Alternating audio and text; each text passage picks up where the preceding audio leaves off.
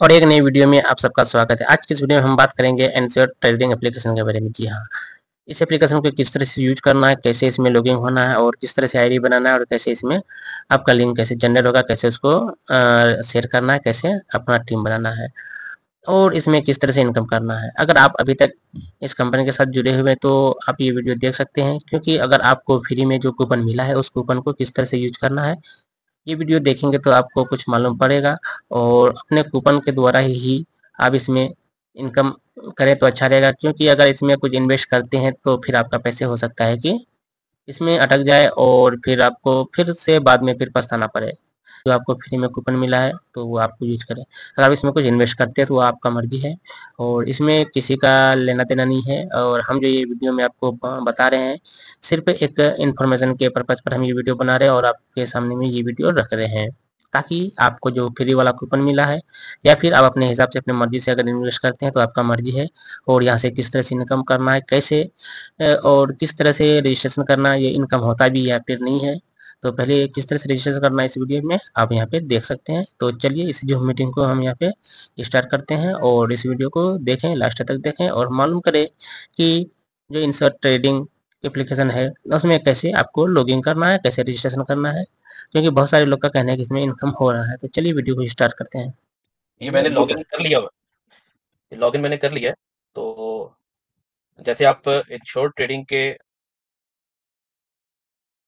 तो आप उसके जो है मेन इंटरफेस पे आ जाएंगे। वहां पे राइट साइड पे लॉगिन का ऑप्शन है। जिनके अकाउंट ऑलरेडी है वो लॉगिन पे जाके अपना ईमेल एड्रेस जो रजिस्टर किया आपने वो डालिए और अपना पासवर्ड दीजिए। तो आप इस सीआरएम पे आप आ जाएंगे। और जिन लोगों का नहीं है तो उसके नीचे साइन अप का ऑप्शन है। साइन अप पे जाइए और अपनी जो है वो इन्फॉर्मेशन जो बेसिक इन्फॉर्मेशन है वो आप ऐड करेंगे और उसके बाद उसको सबमिट करेंगे तो आपका अकाउंट ओपन हो जाएगा। तो जैसे ही आप अकाउंट ओपन करते हैं, अकाउंट ओपन करने के बाद आपके पास ये स्क्रीन आ जाएगी। इसमें सबसे पहले डैशबोर्ड है सबसे ऊपर, और ये वाला इंटरफेस है सारा, जिसमें सारा कुछ आपको क्लियरली नजर आ रहा होगा। वॉलेट में बैलेंस क्या है, टोटल डिपॉजिट क्या किया है, टोटल विड्रॉल्स क्या है आपके, और आपका कमीशन क्या जनरेट किया आपने, और आपकी टोटल इक्विटी क्या है, और क्रेडिट आपने जो लिया वो क्रेडिट आपके पास क्या है। अच्छा, ये इसके ऊपर ही आप ये देखेंगे 4 टैब्स बनी हुई हैं, जिसमें डिपॉजिट, विड्रॉल, ट्रांसफर एंड एम्प्टीफाई। एम्प्टी 5 आप डायरेक्टली इस पोर्टल से डायरेक्टली डाउनलोड कर सकते हैं। आपको ऐप स्टोर पे जाने की ज़रूरत नहीं है। आप यहाँ से डायरेक्टली इसको क्लिक करेंगे तो ये आपका एम्प्टी 5 डाउनलोड कर देगा। अच्छा, जब आपने लॉगिन कर लिया, आपने अपनी बेसिक इन्फॉर्मेशन डाली थी, आपने लॉगिन कर लिया। लॉगिन करने के बाद जो आपकी केवाईसी होना बहुत ज़रूरी है। उसके लिए आप अपना माई प्रोफाइल में जाते हैं। माई प्रोफाइल के अंदर आपके पास ये वाला इंटरफेस आ जाता है। अब यहाँ पे आपकी जो बेसिक इन्फॉर्मेशन है, जो आपने वहाँ पे डाली हुई है, वो यहाँ पे आ जाएगी। और इसमें जो-जो चीज़ें आपने, जैसे आपकी सिटीज़नशिप है, वो आप यहाँ पे ऐड करेंगे। उसके बाद आप अपना कंट्री रेज़िडेंस जो है, जैसे यूएई है या इंडिया है, जिस भी कंट्री की आपकी रेज़िडेंस है, वो आप यहाँ पे ऐड करेंगे। उसके बाद आपका अकाउंट कैटेगरी इंडिविजुअल है, तो वो इंडिविजुअल ही रहेगा। फिर एम्प्लॉयमेंट स्टेटस क्या है आपका, वो डाल देंगे। इंडस्ट्री कौन-सी है, प्रोफ़ेशन क्या है। देन आपकी कॉन्टैक्ट इन्फॉर्मेशन है। कॉन्टैक्ट इन्फॉर्मेशन में आपका जो रेज़िडेंशियल एड्रेस है, सिटी, देन कंट्री, और अगर उसका पीओ बॉक्स है फाइन, अदरवाइज़ इट्स ओके। आपका कंट्री और उसका कॉन्टैक्ट नंबर, फिर यहाँ पे एक और कॉन्टैक्ट नंबर, देन आपकी ईमेल एड्रेस, और फिर उसके बाद आपकी आ जाती है फाइनेंशियल एंड इन्वेस्टमेंट बैकग्राउंड। अब ये बेसिकली ये आपकी एक्नॉलेजमेंट के लिए भी है, और इससे आइडिया भी होता है कि आपका ऑलरेडी कि आपकी फाइनेंशियल सिचुएशन क्या है और आपका इन्वेस्टमेंट बैकग्राउंड है क्या। तो उसके अकॉर्डिंगली आपका जो भी है, आपने ट्रेड्स किए हुए हैं या आप इन्वेस्टमेंट्स की हुई हैं, उसके अकॉर्डिंगली आप अपने इस फॉर्म को फिल कर सकते हैं। और फिर उसके बाद जैसे एस्टिमेटेड एनुअल इनकम, आप एनुअल इनकम यूएसडी में, ये इसको आप कैलकुलेट करके लिखेंगे। यहाँ पे ऑप्शंस आपके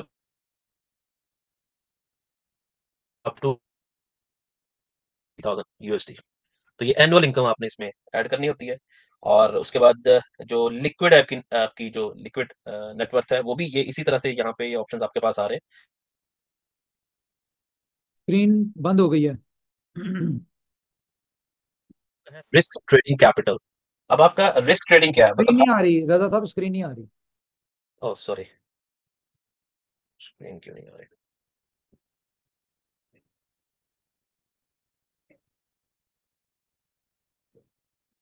जी, अभी आ रही है। यस।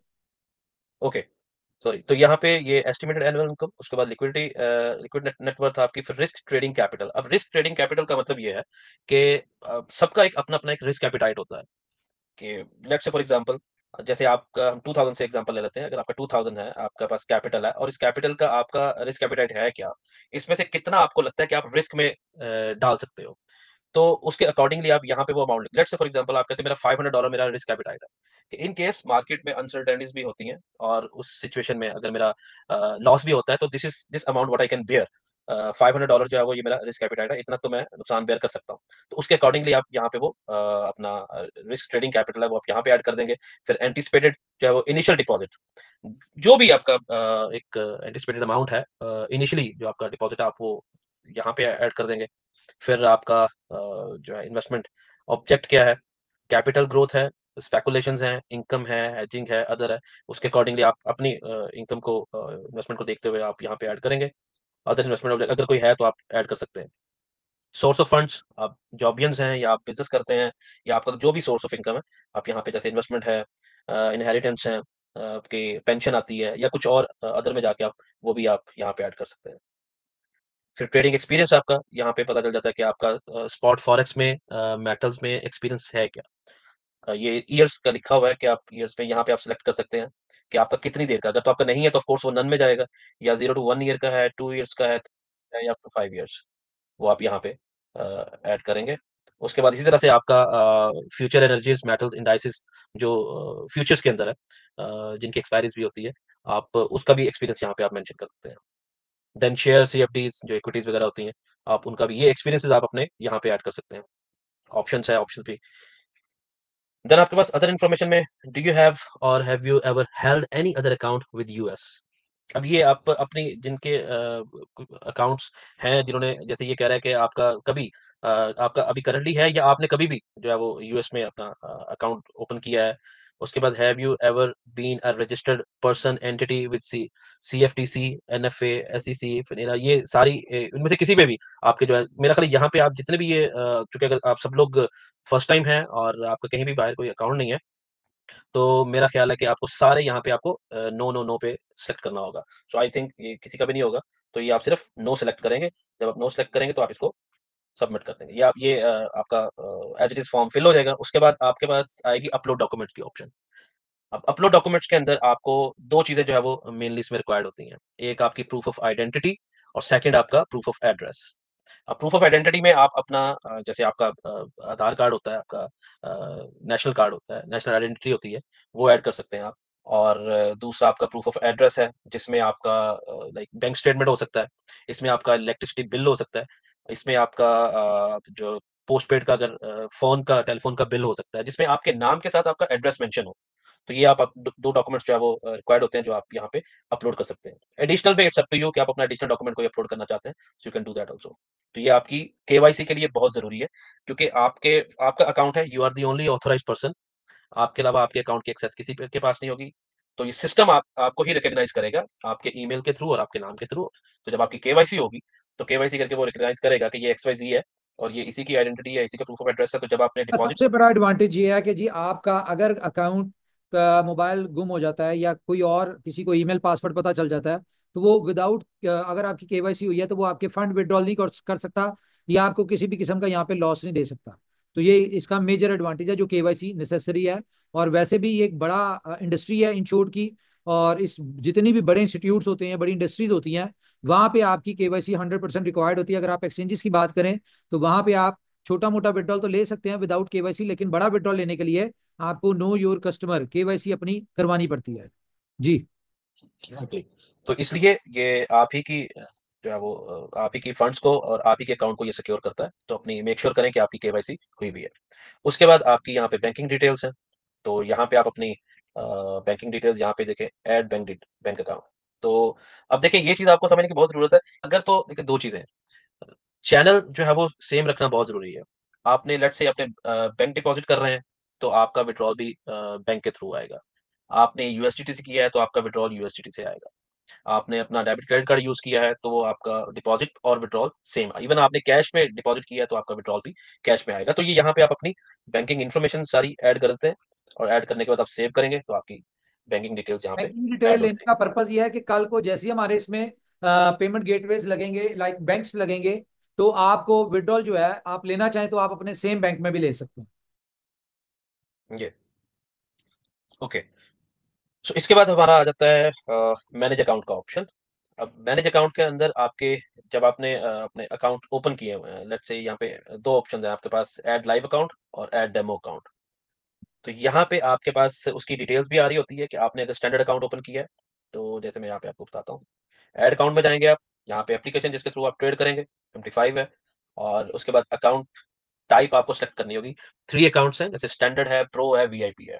तीनों के अलग-अलग फीचर हैं, मतलब इसमें फंड्स का और इसमें लेवरेज का डिफरेंस होता है। बाकी आपको करना MT5 पे ही होता है। तो आप यूजुअली लोग स्टैंडर्ड अकाउंट प्रेफर करते हैं, क्योंकि उसमें कुछ अमाउंट की लिमिट नहीं होती है कि you are supposed to start with 5000, 10,000 और $100,000। तो स्टैंडर्ड के अंदर आप किसी भी अमाउंट से स्टार्ट कर सकते हैं। तो स्टैंडर्ड अकाउंट आप सेलेक्ट कर लेते हैं, और उसके बाद करेंसी ऑटोमेटिकली यूएसडी आ जाएगी, और आपके पास लेवरेज है, लेवरेज 1:100 चल रही है। और सॉरी, उसके बाद आपके पास ऑप्शन आता है यहाँ पे, ये आपका उसने बाय डिफ़ॉल्ट आपका मास्टर पासवर्ड और आपका इन्वेस्टर पासवर्ड। अच्छा, ये पासवर्ड आप बाद में चेंज भी कर सकते हैं, मैं बताऊँगा आप कैसे कर लेंगे। तो ये जो इसको आप एज़ इट इज़ कॉपी और पेस्ट करेंगे, तो ये आपको जब ये अकाउंट आप ओपन करते हैं ना, उसके बाद सेव करेंगे इन्फॉर्मेशन, तो ये आपको ईमेल भी आ जाती है। आपका अकाउंट ओपन हो जाता है और यहाँ पे उसकी डिटेल्स आ जाएँगी। तो इन डिटेल्स के थ्रू ये आपका अकाउंट नंबर है, स्टैंडर्ड अकाउंट था आपका, करेंसी यूएसडी है, बैलेंस आपके पास जो भी होगा, वो आप देख सकते हैं। उसके बाद प्लेटफ़ॉर्म MT5 है, अकाउंट आपका यहाँ पे स्टेटस दे रहा है कि ये एक्टिव है। और जैसे मैंने भी आपको बताया कि जैसे ये deposit withdrawal and change password, तो वो जो आपका न्यू पासवर्ड है, वो आप यहाँ पे ऐड करेंगे, और प्लीज़ सिलेक्ट पासवर्ड। अब इसमें से दोनों में से आपको कौन है, देखिए, एक है इसमें मास्टर पासवर्ड, एक है आपके पास इन्वेस्टर पासवर्ड। जो आपके पास मास्टर पासवर्ड है, जब भी आपने अपनी ट्रेडिंग के लिए लॉगिन करना है, तो ट्रेडिंग के लिए आपके पास मास्टर पासवर्ड होगा। इसके थ्रू आप लॉगिन करेंगे जब आपने ट्रेड करनी है। अब लेट्स से आपको पता है कि यार ये अब इन्वेस्टर पासवर्ड का क्या मतलब है, कि आप चाहते हो कि आपके अकाउंट को कोई और सिर्फ़ उसको देखे।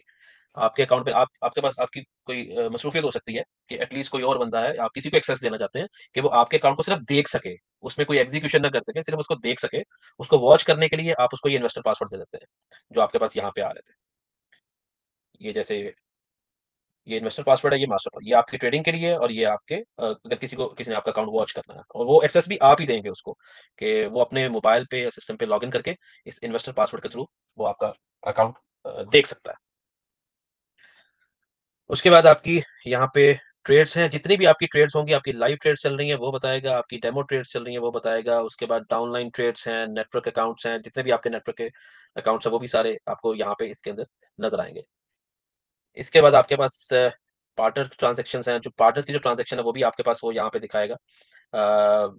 उसका कमीशन और लोट वाइज़ कमीशन, मतलब पर लॉट, स्टैंडर्ड, मिनी, माइक्रो, जो मैंने ऑलरेडी बताया था, तो उसके अकॉर्डिंगली आपको यहाँ पे दिखाएगा। तो ये आईबी रिक्वेस्ट के लिए जैसे एक नेटवर्क बनाना चाह रहे हैं, जो हमने डिस्कस किया था, कि आप और आपके थ्रू जितने भी लोग किसी भी एक बंदे के रेफरेंस से जो आएँगे, तो उसपे मैंने आपको एग्ज़ाम्पल दी थी कि लेट्स से कंपनी का जो स्प्रेड है, क्योंकि कंपनी आपसे कुछ और एक्स्ट्रा इनकम कोई नहीं ले रही है, आपके प्रॉफिट से कुछ नहीं ले रही है, आपके डिपॉज़िट से कुछ नहीं ले रही है कंपनी। जब भी आप एग्ज़ीक्यूशन करते हैं, उस एग्ज़ीक्यूशन लाइक जो ट्रांज़ैक्शन कर रहे हैं आप, जो बाइंग सेलिंग कर रहे हैं, तो उन बाइंग सेलिंग के बीच में एक डिफरेंस होता है, जिसको हम स्प्रेड्स बोलते हैं। जो कहीं पे भी आप किसी एक्सचेंज में जाते हैं, तो आपको अगर करेंसी एक्सचेंज करनी होती है, तो उसका बाइंग प्राइस और होता है और सेलिंग प्राइस और होता है। उन दोनों में थोड़ा-सा डिफरेंस होता है। तो वो जो डिफरेंस होता है ना, वो एक्सचेंज वाले वो पैसा कमा रहे थे। सिमिलरली आप जब यहाँ पे ट्रेड करेंगे, उसका जो बाइंग सेलिंग होगा, वो बाइंग सेलिंग का डिफरेंस जो है वो कंपनी को मिलता है। लेकिन कंपनी उसमें से भी कुछ शेयर आपको देना चाहती है। वो किस तरह से आपको देगी? आपने एक आईबी रिक्वेस्ट किया, यहाँ पे चले गए आप, ठीक है? यहाँ पे आपके पास ऑप्शन आ जाता है सेंड आईबी रिक्वेस्ट। क्योंकि यहाँ पे ऑलरेडी हो चुकी है, तो इसलिए आपके पास यहाँ पे एक ब्लू कलर की टैब आएगी। अगर आप सब लोग अपने सिस्टम पे देख रहे होंगे, जिन्होंने भी नहीं किया तो उनके पास आ रही होगी। तो उसपे क्लिक करेंगे आप, तो आईबी रिक्वेस्ट चली जाएगी। तो उसकी अप्रूवल, जब तक ये देखिए मेरे पास ये अप्रूव्ड आ रहा है। तो जब ये अप्रूव हो जाएगा, तो आपके पास यहाँ पे अप्रूवल आ जाएगी, आपको ईमेल भी आ जाएगी। अब वो आपके पास एक यहाँ पे लिंक जनरेट कर देता है। मैं आपको डैशबोर्ड पे दिखा देता हूँ। So this is the link, partner link. इसको आप यहाँ से कॉपी करते हैं, और जितना भी आप अपना नेटवर्क बढ़ाना चाहते हैं, जो आपके रेफरेंस से जितने भी लोग आएँगे, वो इस लिंक के थ्रू रजिस्ट्रेशन करेंगे, अपने अकाउंट ओपन करेंगे। तो जब वो अपने अकाउंट ओपन करेंगे, वो उनका एक ट्री बनता जाएगा आपके अकाउंट के नीचे। उसका भी मैं आपको दिखा देता हूँ, वो किस तरह से होगा। तो जब जितने भी वो लोग आते जाएँगे, तो उनकी हर ट्रेड्स अगेन ना तो कंपनी ने किसी के भी डिपॉज़िट से कंपनी को कुछ मिलेगा, ना किसी के विथड्रॉल से कुछ मिलेगा, ना उनके प्रॉफ़िट से कंपनी कुछ लेगी। जितनी भी वो ट्रांज़ैक्शंस करेंगे, जितनी भी ट्रेड्स करेंगे, चाहे वो 1 बंदा है, चाहे 100 लोग हैं आपके नेटवर्क के, उसका लेट्स से कंपनी को मिल रहा है लेट्स से $10। कंपनी उस $10 में से भी $5 आपके साथ शेयर करना चाह रही है, क्योंकि वो आपके रेफरेंस से वो लोग आए हैं, वो ट्री आप बना रहे हैं। तो इसलिए कंपनी को $10 से कंसर्न नहीं, कंपनी को कंसर्न है कि कितना नेटवर्क जो है वो एक्सपैंड हो रहा है। तो वो जितने भी आप नेटवर्क को एक्सपैंड करते रहेंगे, उसका जो है वो $5 कंपनी आपके साथ शेयर कर रही है। तो वो भी आपको एक इनिशियल बेनिफिट मिल जाता है कि लोग तो इवेंचुअली ट्रेड कर रही हैं, आप इंडिविजुअली भी करेंगे या आपके रेफरेंस से कोई आ रहे हैं, तो वो जो ट्रेड कर रहे हैं, तो उसका भी बेनिफिट आपको मिल जाता है, जितने भी लोग नेटवर्क बनाएँगे। उसके बाद वॉलेट ट्रांज़ैक्शन है, फिर ये माई पार्टनर आ गया। अब जब आपने वो ट्री बनाया होगा, उस ट्री में आपके पास इस तरह से जितने भी लोग होंगे, वो सब यहाँ पे आते रहेंगे। वो 1 से लेके मतलब जितने भी होंगे ऑनवर्ड, वो सब यहाँ पे आ जाएँगे और उन रजा भाई ये बता दें जरा, आईपी बनने के लिए रिक्वायरमेंट क्या है? कोई उसमें उनका अकाउंट होना चाहिए या उनकी कोई टीम की रिक्वायरमेंट है? रिक्वायरमेंट्स क्या है इसमें? इसमें रिक्वायरमेंट सिर्फ इतनी है कि जिस तरह से इन्होंने अपना अकाउंट ओपन किया है, तो ये अपना लिंक जो है, जब ये लिंक सबके साथ शेयर करेंगे, तो जिस तरह से इन्होंने अपनी रजिस्ट्रेशन की थी, इसी तरह से वो नेटवर्क के लोग जो है वो अपनी रजिस्ट्रेशन करेंगे। मतलब रजिस्ट्रेशन का प्रोसेस सेम रहेगा, सिर्फ इस लिंक के थ्रू वो सब लोग उस एक मेन जो है वो मास्टर अकाउंट जिनका है उनके नीचे आते जाएँगे, नहीं, जो आईबी भी को इसमें इस लिंक क्या के फायदा है और यूजर को किसी आईबी के साथ आने में क्या